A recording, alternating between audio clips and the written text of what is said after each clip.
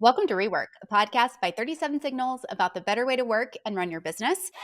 I'm your host, Kimberly Rhodes, and as always, I'm joined by the co-founders of 37 Signals, Jason Fried and David Heinemeier Hansson. In their book, REWORK, they write about saying no. In fact, they say it's even more important to say no more often than actually saying yes. In fact, they write, quote, "You rarely regret saying no, but you often wind up regretting saying yes." Guys, I thought we would talk about it today, not only making decisions in terms of the product, what you're saying yes and no to, but also in terms of your business, what you're saying yes and no to. I don't know who wants to jump in on this in terms of the product first, maybe. I think the point about regretting yeses is actually a good place to start because that's in many ways more interesting to me than the saying no part.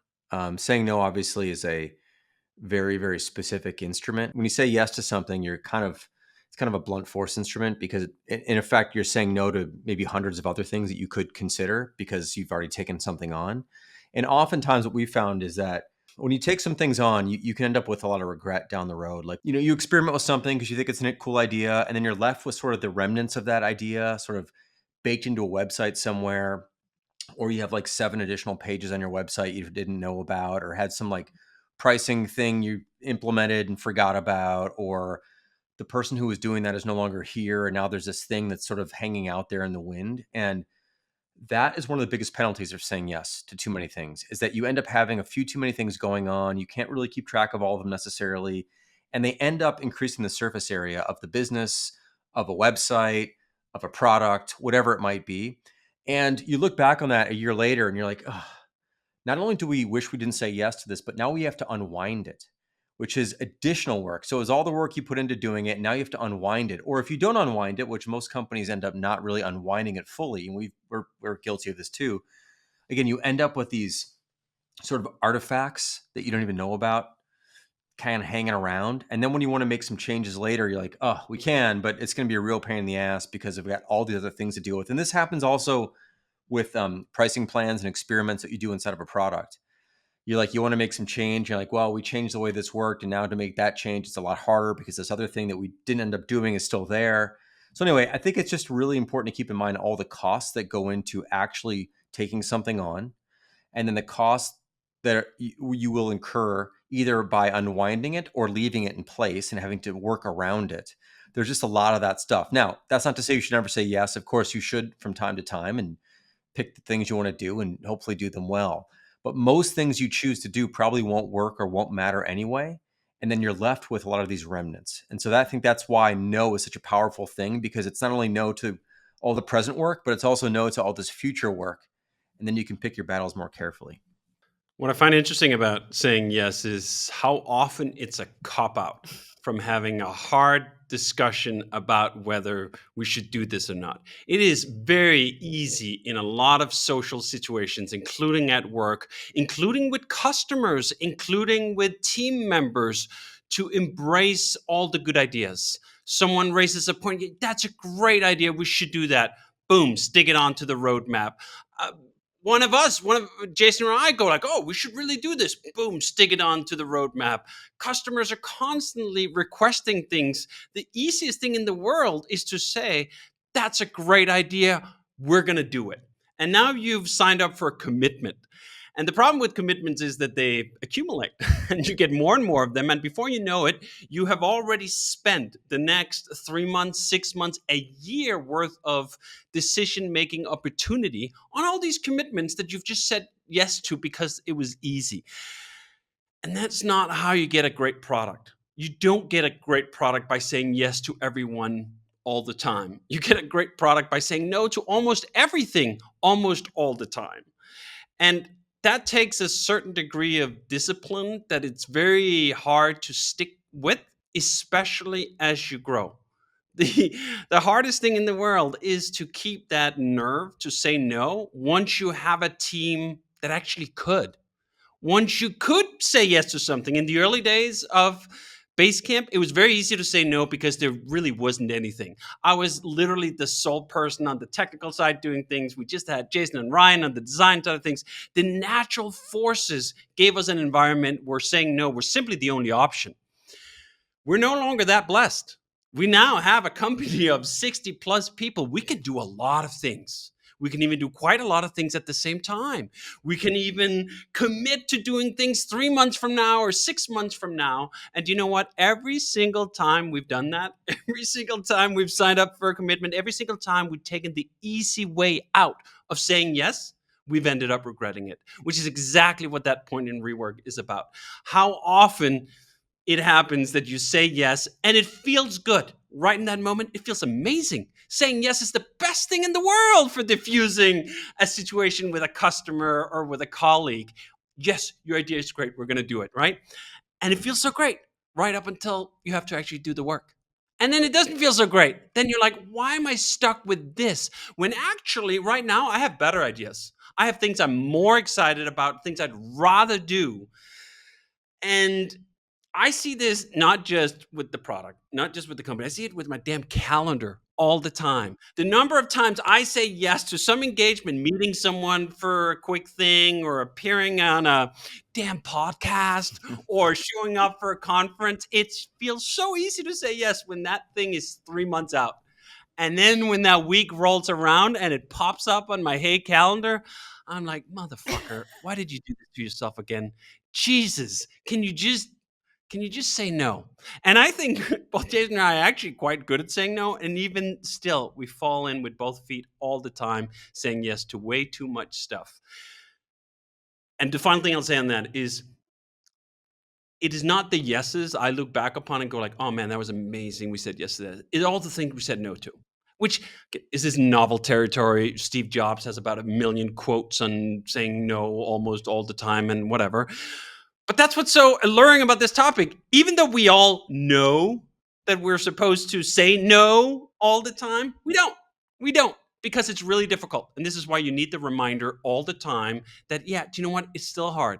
And we still fall into it. I'm sure we've actually, just in the last few years, we've signed up a couple of times committing to a certain feature or certain rollout. Every single time without fail, we've regretted it. Another way to think about it is that yes is very cheap now, but very expensive later. And because it's so cheap now, it's so easy to say. It's like so easy to spend yes. It doesn't cost you anything right now. So a nice way to think about it in general, like if you're looking for a framework, is like, would you say yes now if you had to do it tomorrow? So like if David's like, gets invited to a conference, would you go to the conference if it was tomorrow? You'd probably be like, no. But it's easier to say yes to something that's 4 months down the road because you don't incur any costs right now. So that's something I've been trying to do, is like try to pull it forward and go, yes, now, what would I say to right now if I had to do that, actually literally do that work right now? Now that sometimes talks you out of things that you probably should do, but I think it's a good rule of thumb in general.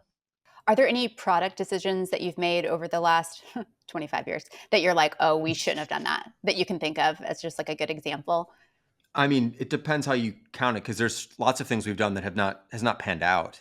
So like economically, financially, there's plenty of things that would have been better off not doing probably. But it depends how you consider it, because I think some of those things were really fun to do and was good for us to do and good for us to experiment with. I would say the stuff we've been doing recently with Once like hasn't panned out financially in a way where like we could run the business on it. But do I regret doing it? No, I think it's still a great thing, and we're still going to do some more of these and see where it all pans out over time. We might be early. This might be a bad idea. So far, it's been okay. I don't regret that, but certainly it's been work. So it kind of all depends. I mean, there's features. I know for me, like it's whenever we add something to a product that creates this hard to back out of complexity that I tend to regret. Like we've experimented with client access in our products over many years. So a lot of our customers are client services firms, design firms, architects, that kind of thing, marketing firms, and they invite their clients. And we've had various variations on this over the years. And some of those variations have been much simpler than others. And the ones that were far more complex, like we had different views and like an entirely different experience for clients, or it was like an email only, all this stuff. The ideas were really cool. We spent a lot of time putting them together, and it turns out that it was just like pretty complicated in the end, a bit too contrived, and backing out of that was very, very hard because people got used to that. Some people got used to it, and some people were grabbing on for dear life. They don't want it to go away. So there's a lot of things in the products like that, or we may have changed some pricing scheme or some whatever something or other, and you're like, this just created more complexity down the road. That's the stuff that bugs me most, is when we do things that limit our optionality later on. Like my dream, I don't know, it's the wrong word, but like would be just to have like the smallest, tightest, simplest little thing that like you could do anything with tomorrow, versus like having all these things to have to consider like we do now, just because there's legacy and there's time and there's a shit ton of customers who use our stuff. You can't just go changing everything. So the more stuff you put out there, more stuff people get used to, and you end up in some ways with things that aren't quite as good as you know they could be, but it's too costly at this point to change, and that's always frustrating. Not to say that we wouldn't have done them anyway because they were the right thing to do at the time. So another thing is just don't beat yourself up too much over the yeses sometimes, because like at that moment it was probably the right thing to do. But you are left with the consequences of it, and so sometimes I do wish we didn't have as many consequences laying around. I'll give you two examples. One is a technical example, and the other is a product example. And the technical example is on whenever we've tried to save work by reusing parts between products, I have ended up regretting it. We have a variety of infrastructures around user accounts and logging in, for example. We have an internal system called Signal ID, which was built on the premise that when we had more products than we do it now, you could use a single account and you could sign in to multiple things at the same time. And as Jason said, at the time, there were great arguments for why we went the way we did. But now that we're settled with that, I wish we hadn't. I wish we had just built each individual product to be as self-contained as possible, with as little overlap and dependency as possible. I think that's perhaps another way of putting it. In the technical world and programming world, there's often this talk about dependencies, that once your products start depending on other things, those things either break whatever you're working on when they change underneath you, or you can't update those dependencies because you have old products stuck in the past. And we have certainly seen that, where we have old products, heritage products, that we're still servicing for the customers who've signed up for them. So we can't just break it all. It still has to continue to work. It still has to continue to be secure. But now it's depending on these other relations. And now the current version of Basecamp, for example, has parts of some of its login flow and onboarding flow. It's not as good as it could be. And the reason it isn't is because we're carrying around the baggage of all those dependencies and all those interrelations to all the products. And going forward, this was one of the things we changed with Hey. We looked at with Hey, should we use Signal ID, this internal system that we have? And no, we're not going to do that. We're going to give Hey its own login system, and it's going to own it, and it can own the entire journey from start to finish. And there were some technical reasons why that made sense, because email is quite special in that regard. You don't have another backup email in the same way, and there's some other criticalities, but I'm really happy we did it that way. The other example is when we translated Basecamp back in, I think, 2009 or 2008. We rolled out translations in, I think, maybe 8 different languages. Oh. And it was a popular request. It still is a popular request to some degree. And people used it. There were a small subset of people who were like, do you know what? I can't get other folks in France to use Basecamp with me unless the interface is in French. Great, let's do it. And we did it. And it felt good for about 5 minutes. And then the very next time we had to work on a feature, we went, oh no, really? I can't launch this before I've vetted all the 8 or 12 or however many translations we had. We can't roll anything out.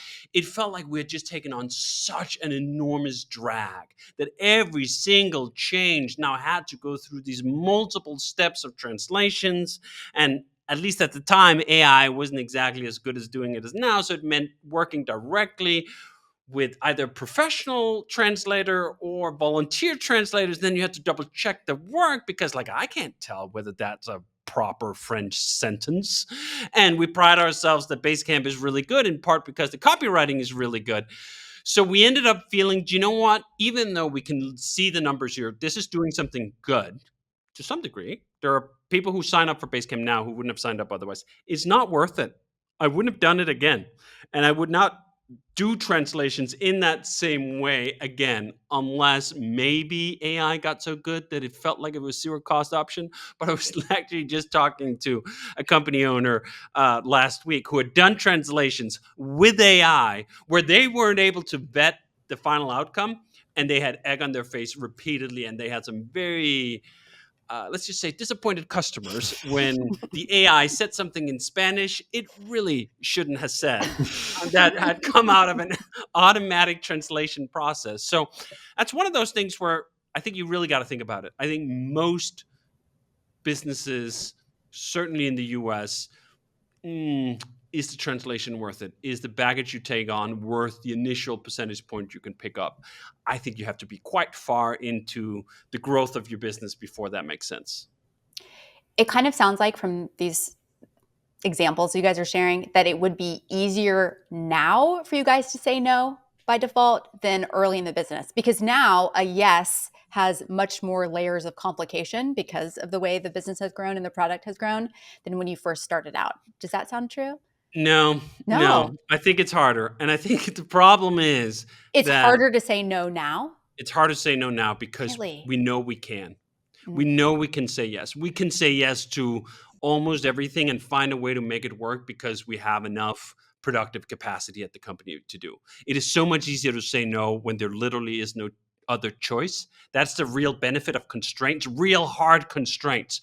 Not enough time, not enough team, not enough money, that you simply can't indulge your primal instincts. And your primal instinct is to say yes. This is why when you look at large companies that have been very successful, they are really struggling with this. It is very difficult for a Microsoft or even an Apple, and they're good in other ways, to successfully say no to some of these things that kind of feels like they should do internally because there's no back pressure.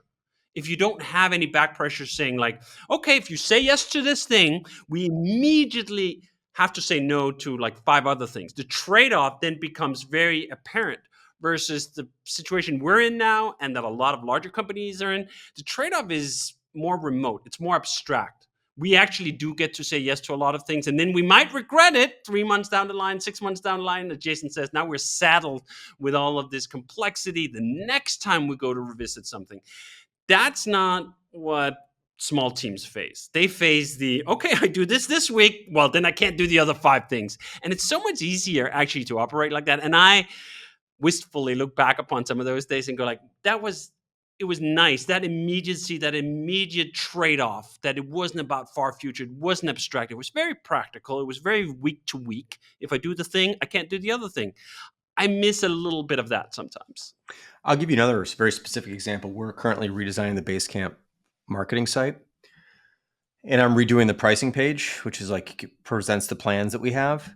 And I got to be honest, like I'm not happy with it. And it's not the design; it's the fact that we've gotten complicated with our pricing. Like we have 2 packages, which doesn't sound complicated. It's not really, but there's some subtle differentiation between the 2 that need to be described in a way that I wish we didn't have to describe it. I wish it was simply you pay per user or there's just unlimited pricing, like fixed pricing. So the main difference is $15 a user, you pay for as many users as you have, or $2.99 a month and you get unlimited people.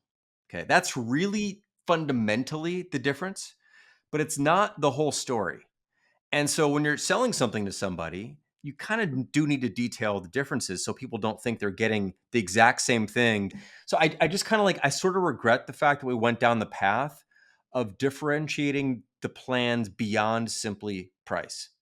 Because now what you end up seeing is when you look at the design and you read through it and you present it, you go, this is simply mirroring the internal complexity that we've injected into the app. And it bugs me. It bugs me. I wish we could just be like, there's 2 prices. You get the damn same thing.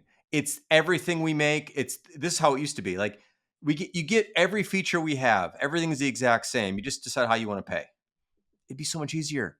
But then we're like, well, this will if we add this, will incentivize people to go over here, and if we add this, it'll incentivize people to go over there, and then maybe it does, and maybe it doesn't. And even if it did, is it worth it? Is the question. all these things come back, you can justify these individual moves very simply, in a sense, by testing them. You go, yeah, we make more revenue if we do it this way. But there's a cost also, I think. And the cost creeps up on you slowly. And the cost is that eventually things get more complicated and it becomes harder for customers to now choose which one. Now it's a choice that's hard versus a choice that was easy. For us, it seems to have benefited us in some way up to a certain point. And then like customers like, I don't know what to do. I don't know which one to pick. Am I going to pick? Now they have buyer's remorse. Did I pick the wrong one? The whole thing versus before it was like, I know how I want to pay. So anyway, there's all, and that just is multiplied over, when you're around for a long time, that can be multiplied in a bunch of different ways. There's a lot of different things that we do in a product that have all these little subtle adjustments and tweaks that, again, independently all make sense. But as you add them up and then you reflect back on them, because you either have to explain them or teach them or show them or differentiate them, you're like, man, this is more complicated than it needs to be. Now, it's not terribly complicated. We're okay, but it still bugs me aesthetically that the differences are so subtle, yet they still have to be explained, and it makes everything more complicated. That to me is the essence of why saying no to that level of complication in the business and in the product takes courage. Yeah. Because you literally have to say, here's We are something. cowards. We are We cowards. are, to some extent. Some of the time we are. I think For we're all sure. cowards. For and sure. you see the cowardice across the industry. And this is why it's so rare when you get, especially at much higher level than we're at, you get that level of courage. And again, this example has been beaten to death, and I even hate to bring it up again. But when Steve Jobs came back to Apple, he looked at the sprawling product line. They had a bunch of different computers. They were doing deals with other computer makers that could run the software. And he said, like, we're not going to do any of that. Here's a quadrant. It's going to have 4 slots. There's going to be a professional laptop and a professional desktop. There's going to be a consumer laptop and there's going to be a consumer desktop. There's going to be an iBook and a PowerBook. There's going to be a Cube and an iMac. 4 things. That's what we're going to sell. We're going to just take all the other complexity and flush it out of the business. And I look upon that as I'm like, do you know what? Aesthetically, that to me is so satisfying. So satisfying when you see that quadrant and you go like, do you know what? All that makes perfect sense. It really adds up. I don't have to think that much one way or the other. Now, you look at that same company and you fast forward to now, they're, I don't know, 1,000 times bigger than they were, 10,000 times bigger than they were back in 99 or 2000 when Jobs did this. And you try to understand the iPad lineup and its relationship with the pencil.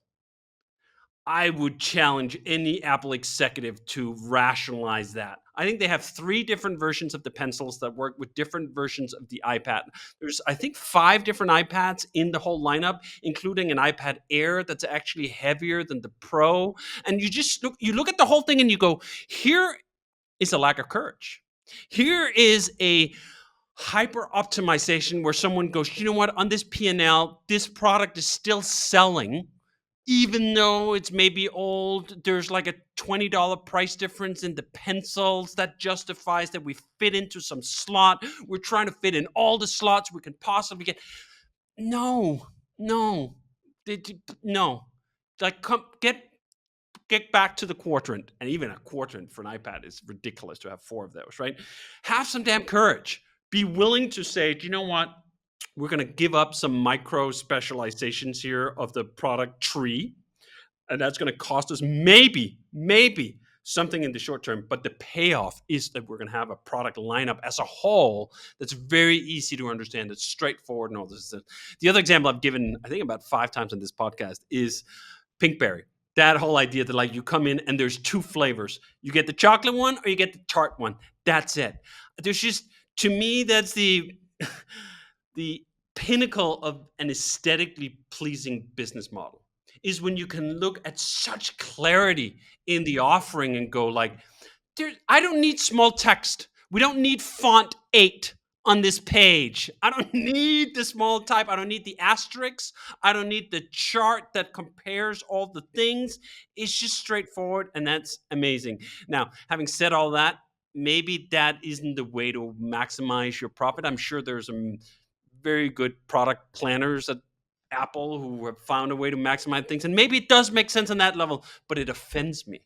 It offends my aesthetics. It offends my sensibilities, and that's why, Jason, actually hearing you talk through this, we should inject some courage into the lineup and just fucking find a way to get rid of it. I know, and this is the thing that's so interesting is that what ends up happening, this is exactly what we've been talking about. It's very realistic. It's like, but we have tens of thousands of customers on these different existing plans.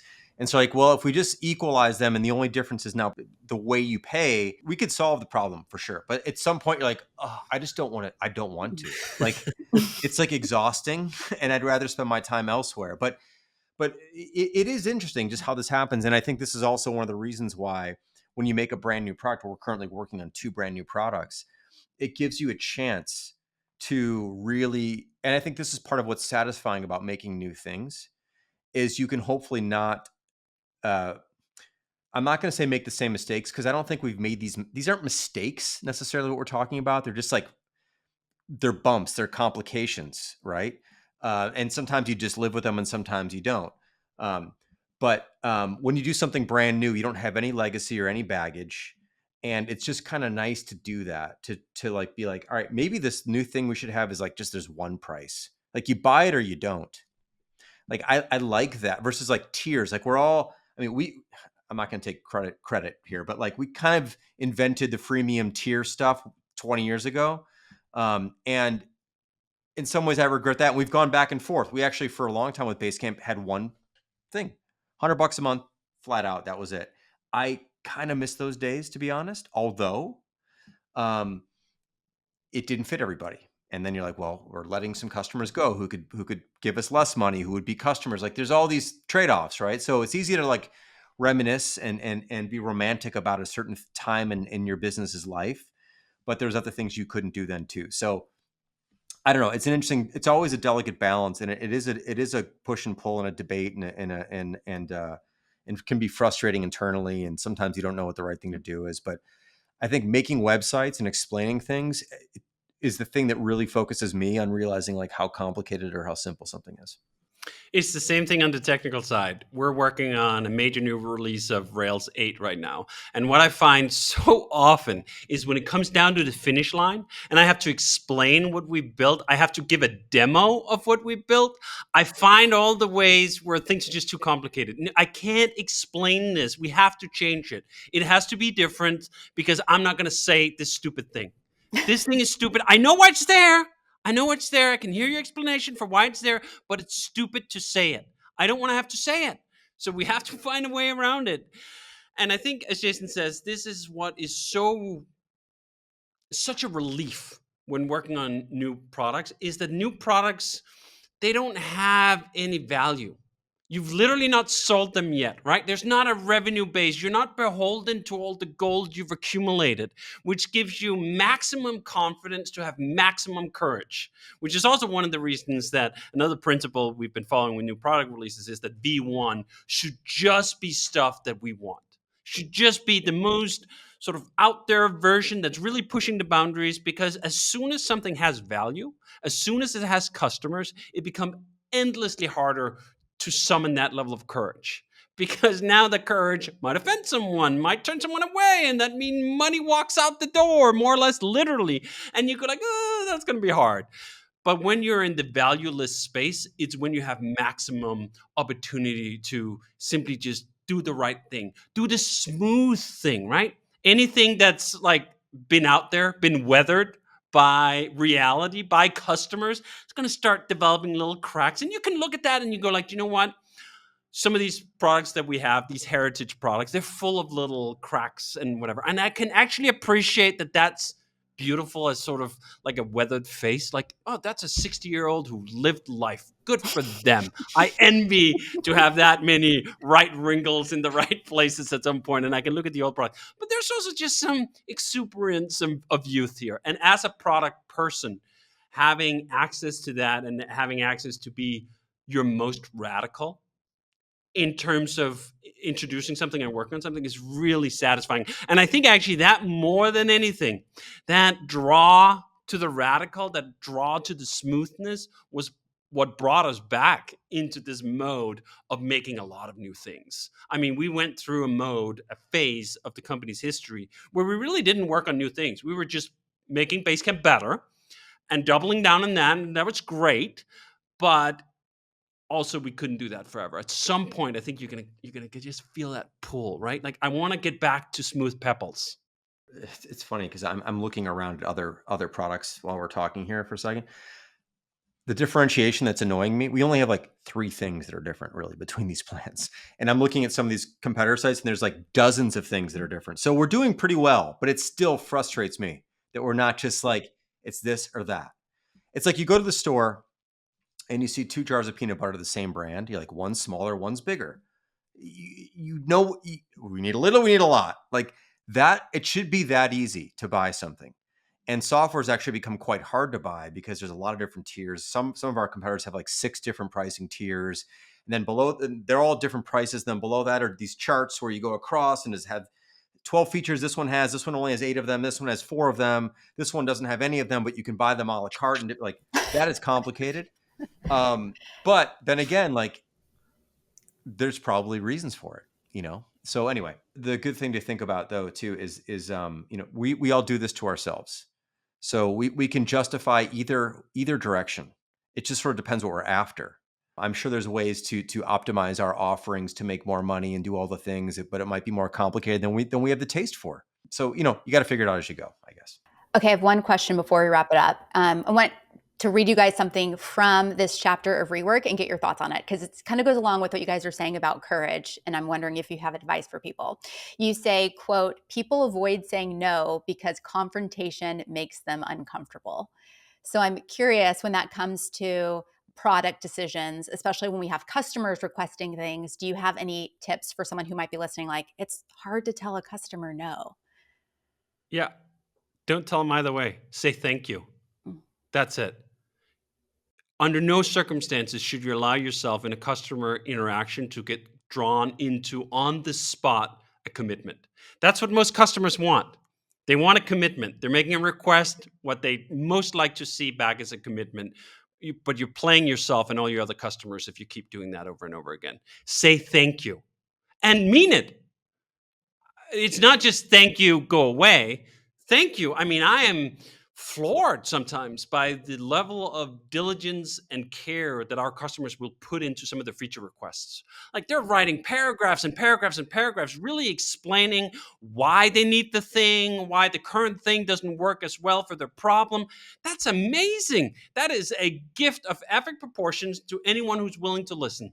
That does not mean you're just going to go off and build what they've asked for. What they've asked for is in almost all cases very particular to their situation. It doesn't zoom out. It doesn't try to solve the problem in a generic way, in necessarily even a smooth way. Oftentimes what customers will request is like, can you just put a toggle on the side of the thing?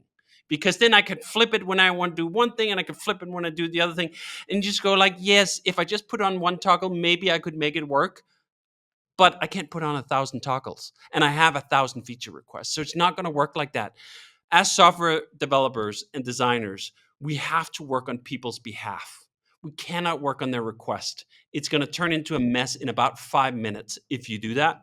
So say thank you, put it in a pile, take it out occasionally, read through it, get inspiration, see patterns, see like, oh, they wanted that thing. And this person who asked for a completely different thing, they actually have the same problem. And if we go with the third way here that neither of them suggested, we're going to solve both of their problems, no worries. And they're both going to be thankful and happy for the solution. But we're going to be much more happy because we solved 5 people's problems, 10 people's problems, 1,000 people's problem, not one person's idiosyncratic solution. Well, that's great advice. With that, we're going to wrap it up. REWORK is a production of 37 Signals. You can find show notes and transcripts on our website at 37signals.com/podcasts. Full video episodes are on YouTube and Twitter. And if you have a question for Jason or David about a better way to work and run your business, leave us a voicemail at 708-628-7850. You can also text that number or send us an email to rework@37signals.com.